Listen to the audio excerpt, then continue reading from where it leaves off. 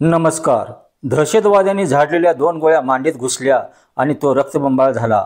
सोबत असलेल्या सहकारी जवानाला छातीत गोळी लागल्याने तो गंभीर जखमी झाला होता. तिसऱ्या सहकाऱ्याचा जागीच मृत्यू झाला आणि दहशतवाद्यांचा गोळीबार सुरूच होता. तरीही त्याने जखमी सहकार्याला खांद्यावर उचलले आणि वेदना सहन करीत डोंगरावरून तो खाली छावणीपर्यंत पोहोचला. ही घटना आहे कुकटोळी तालुका कवठेमंकाळ येथील विनोद चव्हाण यांची.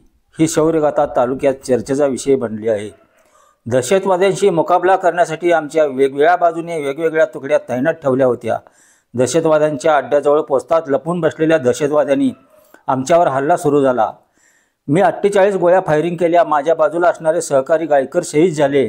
दुसऱ्या सहकार्याला छातीत गोळी लागली. त्यातच मलाही 2 गोळ्या मांडीत लागल्या होत्या. सहकारी तडफडत असताना मी त्याचा जीव वाचवायचे ठरवले. त्याला उचलून खांद्यावर घेऊन मी खाली सैनिक छावणीमध्ये धावत गेलो. तिथून लगेच आम्हाला कमांडो हॉस्पिटलमध्ये दाखल केले.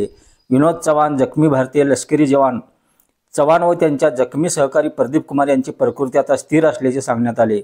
कुकटोळी येथील विनोद सुनील चव्हाण, वय वर्ष 26, हे सध्या जम्मू काश्मीरमध्ये राष्ट्रीय रायफल्स मराठा बटालियनमध्ये कार्यरत आहेत.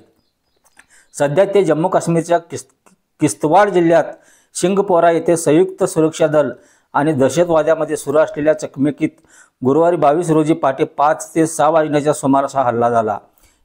यावेळी जवान संदीप पांडुरंग गायकर हे जागीच ठार झाले, तर कुकटोळे येथील विनोद चव्हाण व उत्तर प्रदेशमधील प्रदीप कुमार हे त्यांचे सहकारी जखमी झाले. या चकमकीत विनोद यांना मांडीत 2 गोळ्या लागल्या, तर प्रदीप कुमार यांना छातीत 1 गोळी लागली होती. दोघांवर जम्मू काश्मीरमधील कमांडो हॉस्पिटलमध्ये उपचार सुरू आहेत. त्यांची प्रकृती सध्या स्थिर असून ते दोघेही सुखरूप आहेत.